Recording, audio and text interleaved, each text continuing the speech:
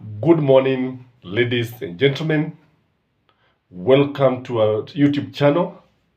And today, I want to ask you one question. If you look at our politics today, you notice one thing, that those people who have been supporting William Samoei Ruto, from Rigathi Gachagua to Dede Nyoro to Kimani Ichung'wah, especially those who come from the mountain, they have gone silent. Wamenyamaza. It's only Moses Kuria who is now left defending William Samoei Ruto. It is only Moses Kuria who is now seen following William Samoei Ruto. And the big question is, what is happening? And why do you think these people have kept quiet? Si kawaida kwa watu kama hawa kunyamaza. Si kawaida. Kwa sababu, ingawa tunasema kinywa chenye mate hakikosi neno la kusema. Si ajabu kwamba hao viongozi wetu wamenyamaza kabisa, kama maji ya mtungini. So why do you think they are quiet? Please comment in the comment section and maybe tell us why you think, according to you, they have decided to keep quiet. Because I have a number of reasons. Number one is because, when you look at what William Samoei Ruto has been saying, the readers themselves have viongozi kutoka mlego wa UDA. Wengi wanajua si kweli. Wengi wanajua ni uongo. And because they know it is not true, they find it very, very difficult to even accompany William Samoei Ruto, to even defend him. Others, I strongly believe, like Rigathi Gachagua, have been gagged by William Samoei Ruto. Because si kawaida kwa Rigathi Gachagua kunyamaza kama alivyonyamaza. Si kawaida, jameni. There must be a reason why he's keeping quiet. Because if they continue talking, what will happen is that they are likely to make a lot of blunders. And you know very well, some of them, like Mathira, the Nyeri senator, the governor, Kahiga from Nyeri, has also not been talking very well about William Samoei Ruto. You listen to the Githunguri member of parliament, the super member of parliament, Gathoni Wamushoba, has been speaking truth to the power, asking the people and asking the president himself, how do you tell us you have a plan when coffee farmers are crying?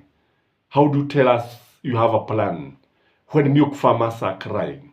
How do you tell Kenyans you have a plan when they are crying because of the high cost of living? Kwa hivyo, kusema kweli, wengi wamenyamazishwa na they have been gagged by William Samoei Ruto.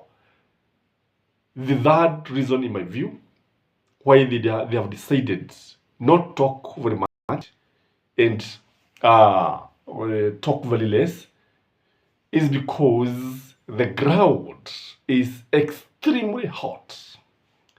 The voters have become very, very much aware that they are being taken for a ride. They are on a wild goose chase. What they were promised is not coming to pass. And most of these leaders who are actually in parliament, in senate, or heading or leading the county assembly, as well as those who come from Mount Kenya, majority of them have nothing to show, because William Samoei Ruto abandoned most of the projects that were going on during Uhuru Muigai Kenyatta's time. And a very good example is the mini roads projects that have been abandoned by William Samoei Ruto. And if the projects have been abandoned, if William Samoei Ruto is not bringing any new project in your constituency, in your county, what business do you have? How do you convince wananchi? Kwa sababu Waswahili wanasema mjinga akielevuka mwelevu anakuwa mashakani. How do you now come with hadithi za paukwa pakawa ukiwaambia ya kwamba you are equal to the task, that unawaambia kwamba Doen unajua wanaita vipi Samuel Ruto Doen anafanya kazi, so they have nothing to show Kenyans. And that is why you see, because most of them they know that the ground is very hostile and the people are now wanajua wakidanganywa. Majority of them, if you look at them, they have now started football tournaments. Football tournaments from various wards taking place in various constituencies, and they are working with huge money, huge amount of money. Some in booths of vehicles, in cartons. Eti wale ambao na shida wanapewa. Ndio wananchi wachezaji wakipewa pesa wakule, pesa ni zao. Hizi ni pesa ambazo wanalipia kodi, but in one way or the other they find their way in the pockets of politicians, because it is only in Kenya when one become a leader, when one become join elective politics to enrich himself. You don't find this in developed countries. You cannot find this in Europe. You cannot find this in America, North America. You cannot find this in Asia. But you can find this in Kenya and Africa in general. Kwamba viongozi wanaingia uongozini ili kuiba mali, ili kujilibikizia mali. That is why you hear them talking all the time that it is our turn to eat. It is our turn. Ni wakati wetu wa kula, kuiba. Sio kula. The actual word, it should be ni wakati wetu wa kuiba, sio wakati wetu wa kula. So that is why you see them now coming with football tournaments, at least to see whether they can get away of interacting with the people. And because you see, mwanasiasa kunyamaza inakuwa ni vigumu sana. Ni kama chura akiwa ndani ya maji kumwambia atulie. Lazima you must be clocking wazi na oil. Ni nadra sana kwa chura kunyamaza. So what we are saying here is that these people are finding it very, very rough. They are not talking.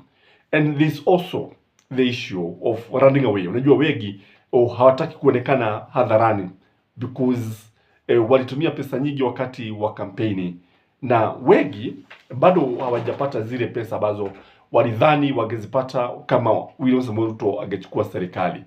And majority of them even contributed a lot of money to the kitty of the presidential kitty. Na the money has not been forthcoming. Remember, kuna wakati ambapo wenyewe wajagu walikuwa wamesema kwamba kuna wakati William Samoei Ruto sijui akamwambia atoe sijui how much money, and William Samoei Ruto was to refund the money. Nasikia ati sijui kama ni watu wa Duthi, don't know whether it's 2 million, 1 million. Jagu was complaining that, during the campaign, and William Samoei Ruto had not refunded the money. And whether he refunded, I don't know. Only Jago can explain. So these people, from that experience, you can be able to see that they had spent a lot of money. Na sasa kile ambacho wanafanya inside tinted vehicles, wakifika karibu na watu wanapandisha vioo ili wasionekane na watu, kwa sababu watu wakiwaona, kwa sababu ile njaa iko katika taifa la Kenya, ni njaa ya pesa, ni njaa kubwa. Na wakati njaa hii inatokea, unajua watu wengi wanawategemea wanasiasa ambao hawajali, wanajitokeza tu wakati wa kura. So that is why they are retreating. And then when you look at Rigathi Gachagua,